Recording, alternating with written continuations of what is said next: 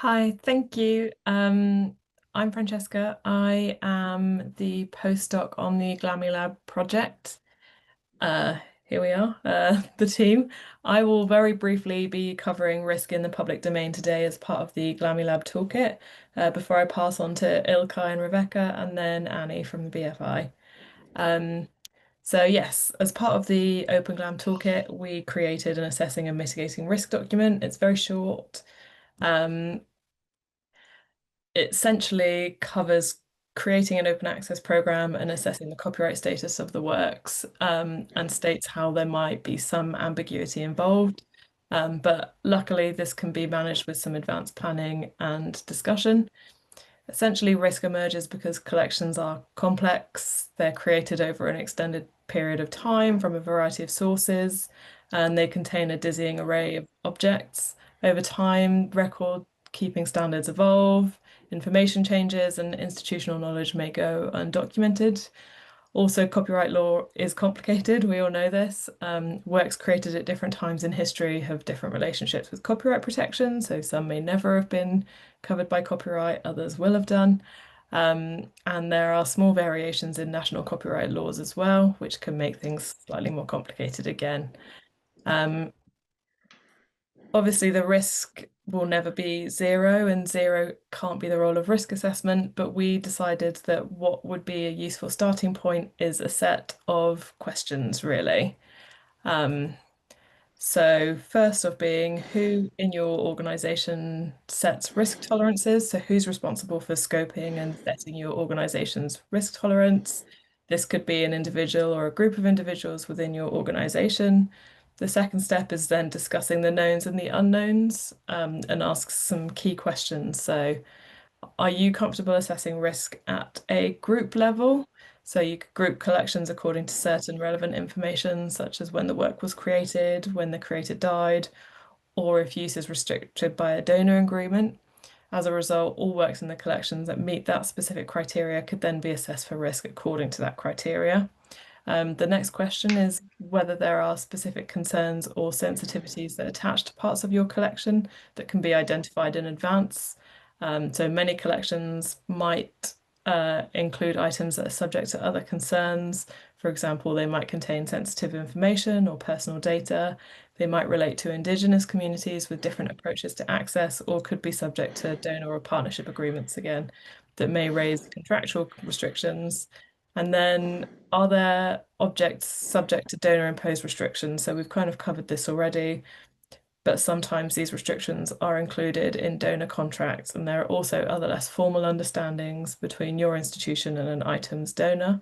The formality of the restriction and any consequences of violating it might impact the level of concern you have for it. And then finally, uh, you should mitigate risk with good practice. So make sure that there's an email address on your website so visitors know who to email if there are any issues raised, and ensure that there is a publicly available takedown policy on your website. So that's basically all from me. I will stop sharing my screen and I will pass off to Ilkay and Rebecca. Thank you, Francesca. Hello, everyone. My name is Rebecca Kefalea, and last year, together with Ilkay Holt, we created a risk management toolkit. I have prepared a slide presentation. Just give me a minute to share my screen. Okay. Perfect. So last year, together with other members of the Creative Commons Open Culture platform, we formed a risk management working group. And our task was, on one hand, to explore the main barriers that cultural heritage institutions face when opening their collections, and on the other, to think of strategies to overcome them. From this work, we created the risk management toolkit. But how did we get there? We began with reviewing the existing literature, and we found out that risks are multi-layered. So we began with reviewing the existing literature, and we found out that risks are multi-layered, and copyright is often the first challenge we think of, but of course it's not the only one. Many GLAMs lack the expertise to navigate complex legal frameworks, and private contracts can sometimes override public interests. We also saw concerns about sensitive and personal data and about digitized works being reused in ways that distort or harm their meaning. And then come the financial and technical pressures, the high costs of the digitization, the need for reliable infrastructure, and the risk of widening gaps if only well-resourced institutions can afford to go open. One last issue was metadata. Outdated or inaccurate descriptions can misrepresent collections. To bring in real-world insights, we ran an online survey in mid-2024. Next slide, please. We heard from 43 participants in 19 countries, working in museums, libraries, archives, and research organizations. Their responses confirmed much of what we saw in the literature. Respondents highlighted legal worries around copyright, privacy, and fear of misuse. They also stressed ethical and cultural sensitivities, especially with indigenous and community heritage, where open access must respect local protocols and values. Technically, many lack staff, workflows, and infrastructure to manage digital collections securely. And financially, there is fear of revenue loss, along with the ongoing costs of sustaining open collections. Furthermore, very few institutions have clear open access or takedown policies, which makes them even more cautious. Next slide, please. By bringing all this together, we formed a very broad picture of the existing and perceived risks. And we also saw that risk management isn't just about copyright. It's also about ethics, sustainability, representation, and trust. With this foundation, we developed a toolkit to support institutions in moving forward with more confidence. And now I'll camera lights to you to walk us through the toolkit. Thank you, Erica. Just let me stop this first and then share my screen and other browsers. Right, I hope you all see it. Just to say that actually, my name is Ilkay Holt. I work at the British Library. I am scholarly communications lead at the British Library. I'm also a member of Creative Commons Open Culture Platform, and this is where basically Erica and myself and the whole working group got together and created this. I'm going to basically walk you through the toolkit itself live on the platform. To start with, I just want to also say that we used Gitbook as a platform to create and publish this toolkit. Basically, it's very simple, just a user-friendly platform. It allows us, as multiple authors, to collaborate on the same documents on the same platform. It also has integration with Git that allows us basically to maintain the version control. And this main page provides you or us, everyone is a background with overarching goals of this work and the research behind it. It also gives an overview about the audience of this toolkit and how to use it. So on the right column, basically, if you just jump to the other headings, that will take you to the other sections of the toolkit. So this toolkit actually is designed for GLAM professionals to help them to manage the risk, which comes with making the digital collections openly available under an open license. And it can be useful for, yes, GLAM professionals, but also anyone else actually interested in the open culture and the people who are working in making the digital cultural heritage collections available to the public. The toolkit, itself, basically we just organize it in a modular structure, and on the left, column, you just see this, 5 main key areas that we identified within this study, and these are legal, ethical, technical, financial, and policy risk areas that Erica already mentioned. We also have this 6th one around other risks. that is mainly is covering the young children in the digital space or online privacy, which is out of scope for this toolkit, but we still thought it would be useful to have it all together within the toolkits. So before I move on to the other sections, basically the overall idea is to give the institutions and GLAM professionals a bit more confidence and ready to use tools and resources, so that the risks actually don't become a barrier, or actually also are effectively managed in providing open access to digital collections. I'll just move on to this legal area for now. Each section basically outlines the insight into the key risk description, the mitigation strategies, practical tools and resources, an example of good practice. And at the top, here basically legal risk definition is provided, and it is followed by a relevant quote from the survey that we conducted before we move to the key risk in the middle section. The key risks are identified in the study are listed in the body of this section. And you can actually navigate in between the tabs, to the mitigation strategies, tools and resources, and the good practices. I just want to actually focus on a little bit more on this legal risk section, as it is the most relevant to today's event. Copyright often comes as the most pressing concern when it comes to making digital collections openly available, again under an open license.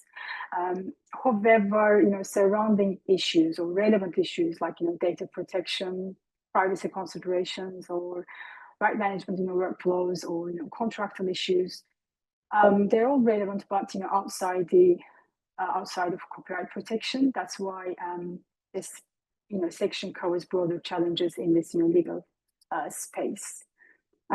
More broadly, the legal risk that's around open access to digital collections came down to a few main points in this study. The first one is the compliance with the copyright laws. That is particularly regarding or around the works with ambiguous ownership and uncertainty around the copyright status.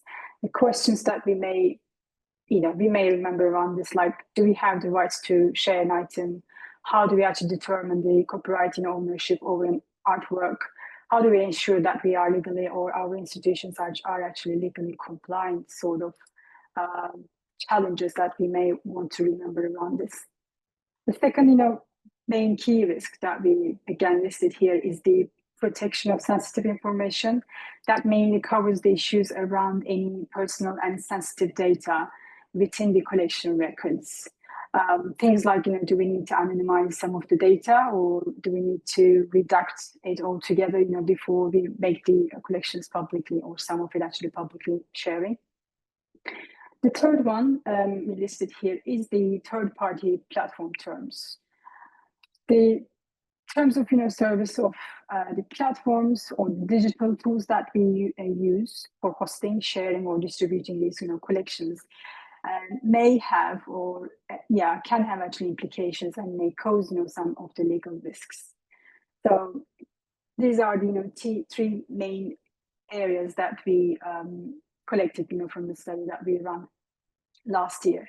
Then we basically, what we did is that for these key risks, how can we basically approach and what kind of actionable strategies that we can take to overcome these risks and barriers or challenges around the open access to digital collections.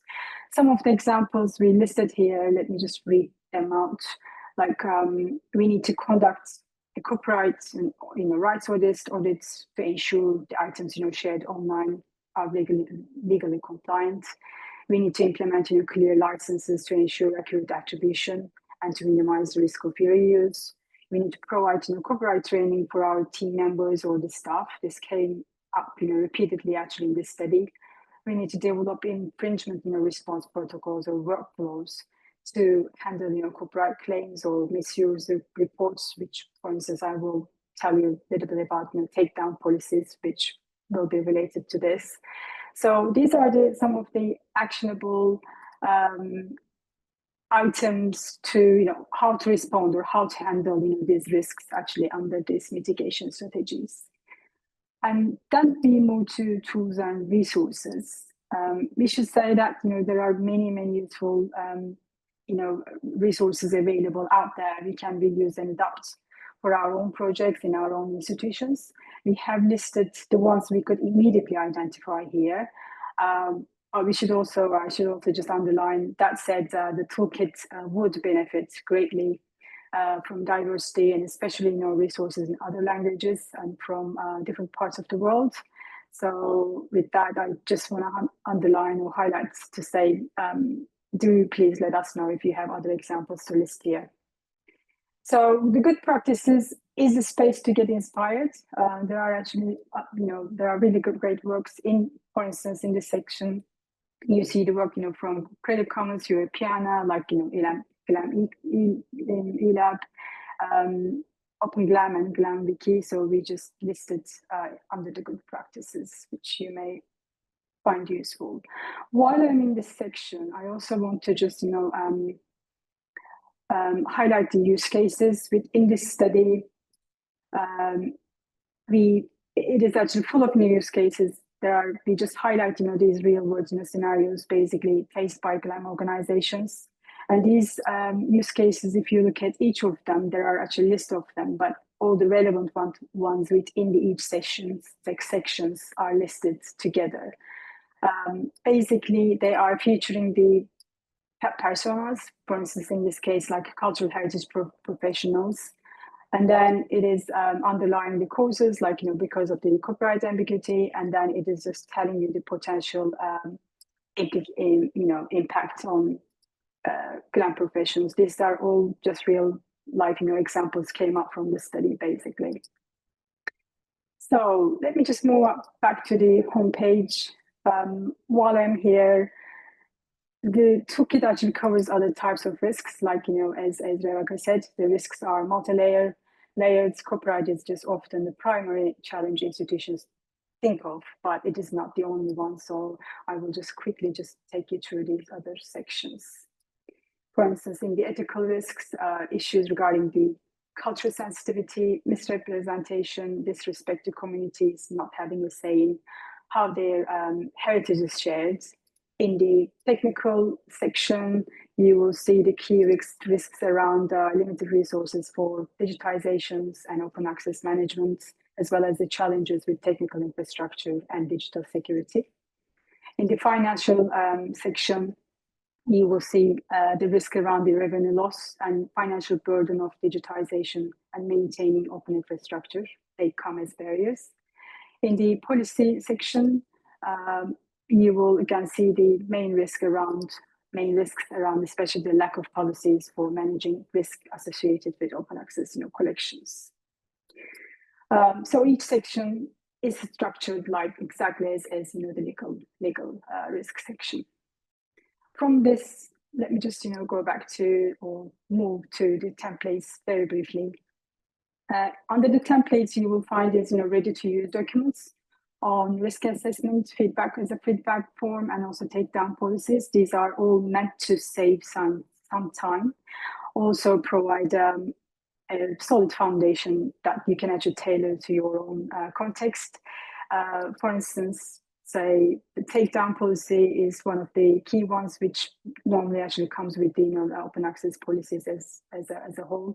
There's a downloadable copy, and also you can just reuse it for your own situation.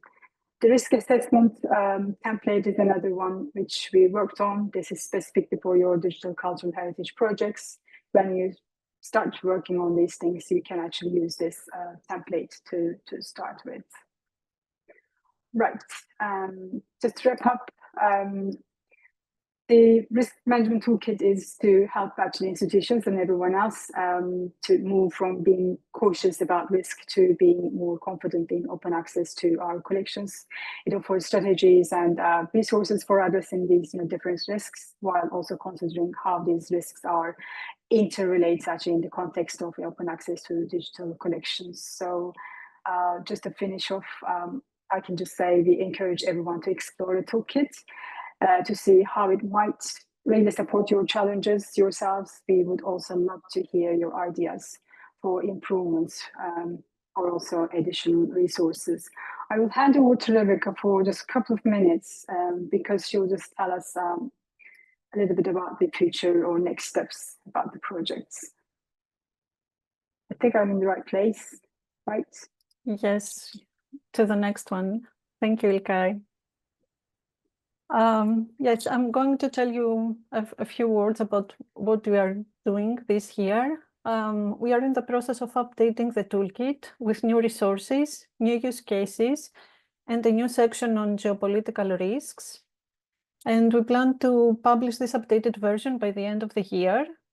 And one of our main takeaways from this updating process is that some strategies, while reducing one type of risk, can pose challenges in other areas.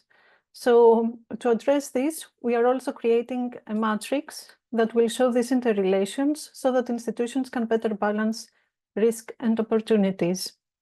And one final slide to conclude. Our toolkit is not meant to be comprehensive or to prescribe one single solution, but to highlight key risk areas and suggest potential strategies. It reflects existing literature, but more importantly, the practices of diverse institutions that each one working in its own context. Because in the end, it's up to the institutions themselves to decide what strategies work best for them, but more importantly, for the communities they serve. Thank you so much. And just one final note that we would like your help to enrich the toolkit. And in the digital version, you can find a contact us page where you can find our emails. And please reach out. Thank you.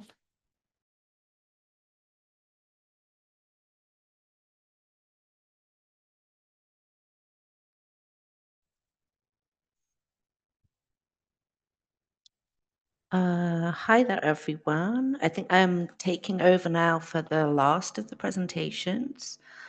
So while I get my screen up.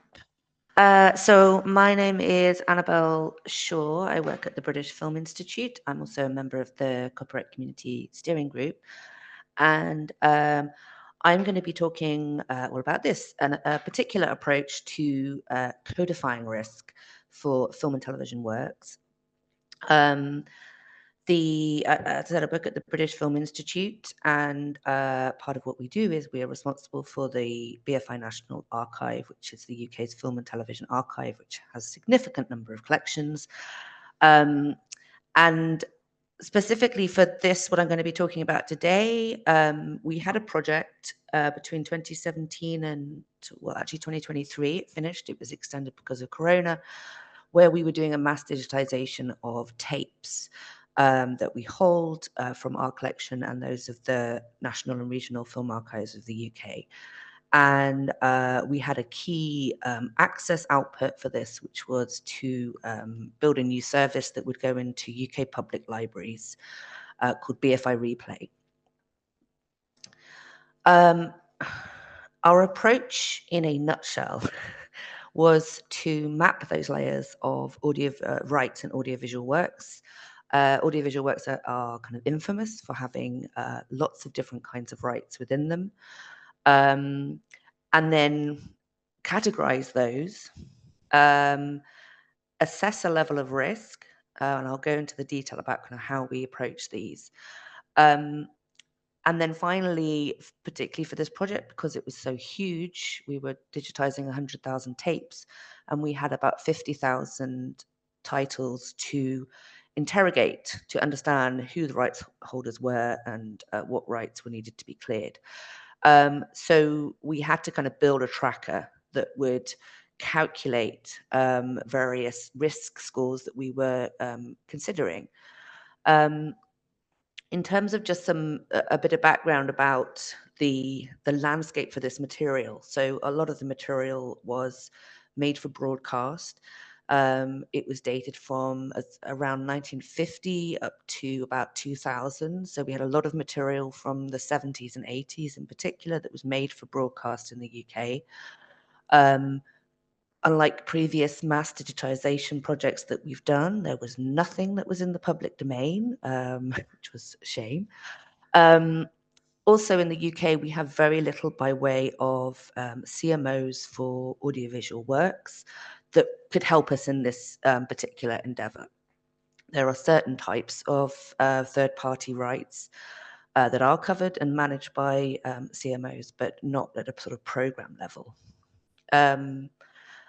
Another challenge that we faced was because of the size of this, the way that the titles were initially, it weren't really titles actually, it was the collections were kind of selected and formulated, was based on the original donor or particular activity that created that tape, which doesn't translate that well to then understanding who the rights holders are. So we would receive an export of a collection, and that single collection may have up to 75, 95 different rights holders. And then a lot of what we did was about categorizing rights holders, categorizing the type of content, the layers of rights, and the risk. Just as a quick sort of snapshot. Ooh, something's gone a bit funny with my slides here.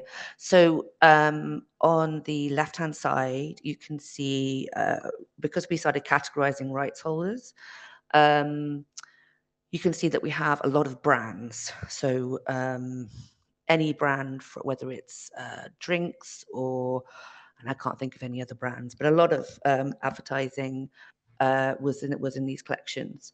But then if you look at the actual numbers of works, so if you look at rights holder category, you can see a very small slither of blue for the public service broadcasters.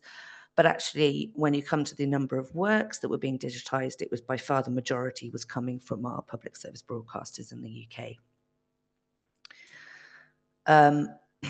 Our risk framework was actually sort of evolved from a previous one we'd done when we did a film digitization project 5 years before. This was double the size in terms of volume.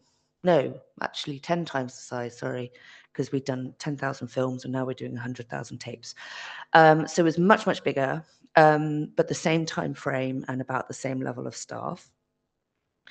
So our risk framework had been developed really to help us gauge the level of research required to delve into what kind of rights were in the work, our level of diligence and compliance, and also our acceptable levels of risk for making titles available.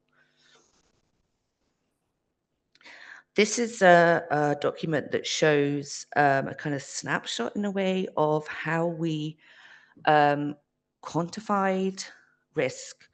So you can see where it says risk criteria, content rights holders. This isn't it isn't everything. This is just an example of the kinds of things that we're thinking about and trying to look into and establish to understand what the content itself, the material, what level of risk we kind of deem that is. And that could be a mixture about how much third-party material is in there, if it's made for commercial gain or not, and do we know anything about rights holders and perhaps how active they are in their enforcement. And then on the other side, we've got the examples of use, the type of end use that we deem to be high risk, such as releasing on DVD or doing a broadcast or something where, and that's the risk is really down to many things. It's reputational, but it's also the potential to remedy something is going to be very high cost for us. So that's why actually a DVD or Blu-ray for us is one of the highest risks, because if we have to recall that because something's on there that hasn't been licensed correctly, that's obviously a huge issue and cost a lot of money. So this is, again, has sort of been developed over the years. It's not exhaustive, but it gives you a sense of the kinds of things we're looking at. And for this project, in terms of use, we've got this BFI Replay public library. So we deemed it a very low risk use. This was putting things into a service just for UK public libraries. So you have to be in the building to access this. So in effect, a sort of networked walled garden approach. Hence, we deem this a very low risk.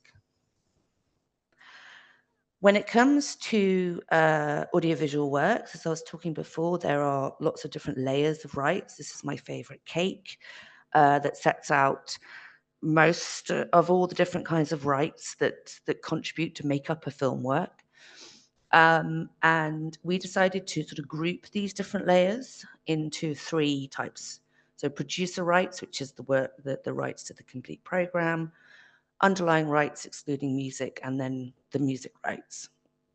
As I mentioned at the start, we don't have CMOs for a lot of this, but we do in particular for music rights. So PRS and PPL are the 2 kind of large collecting societies who we can do blanket agreements with. But for an awful lot of this other rights, there aren't really CMOs set up. What we then did was, and this is where things might get a bit kind of, it's too many sort of percentages, but I just wanted to give you an idea of how we kind of put this together. So we basically decided to assign a kind of value to the 3 groups of rights that we'd agreed on. The producer rights, 50%, underlying, and music get 25% each. We've already talked about the main kind of access output for this, which was BFI Replay in libraries. We also have our own media tech, which is covered by a dedicated terminals exception.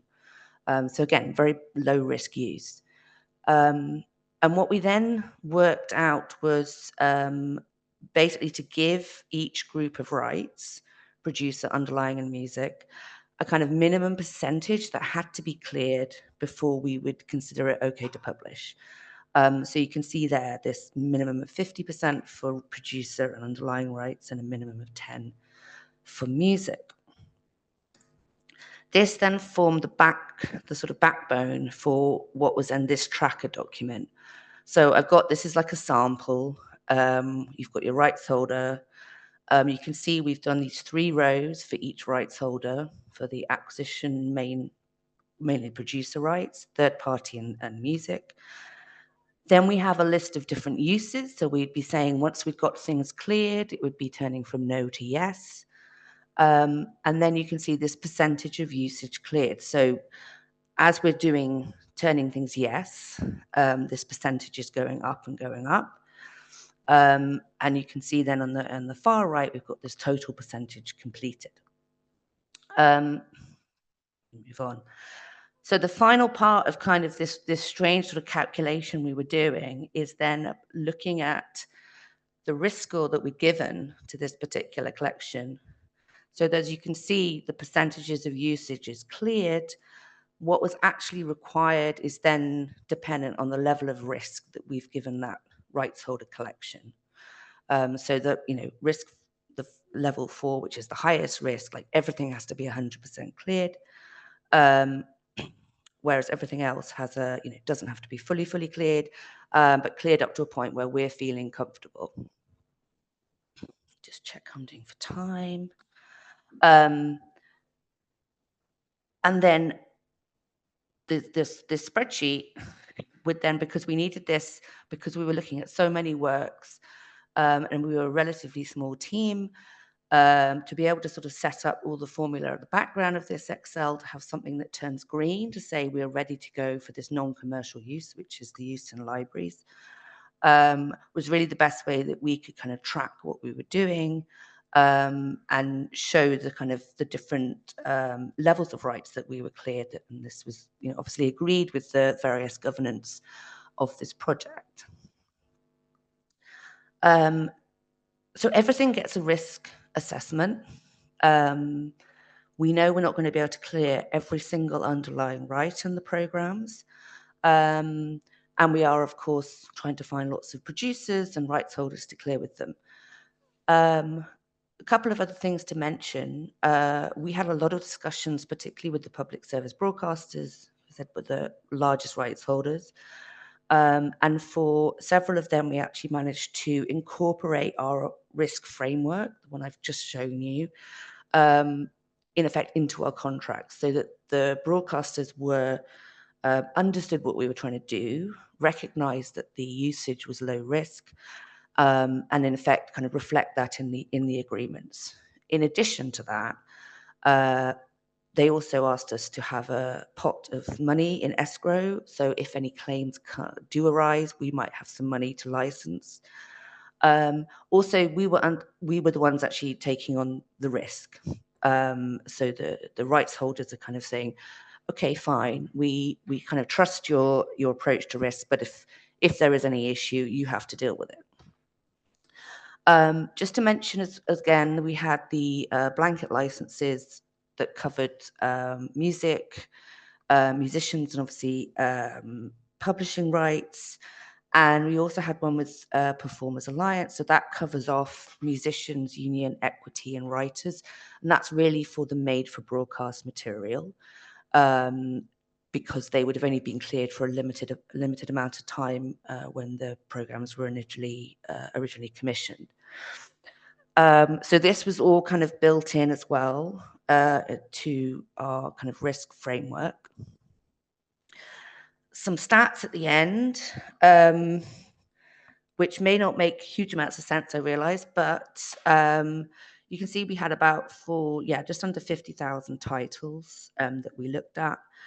We cleared 13,800 from our own collection, of which 471 we signed off completely as risk. So we didn't actually manage to clear any of the rights.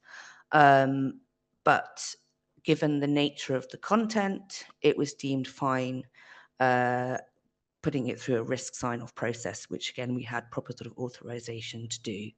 And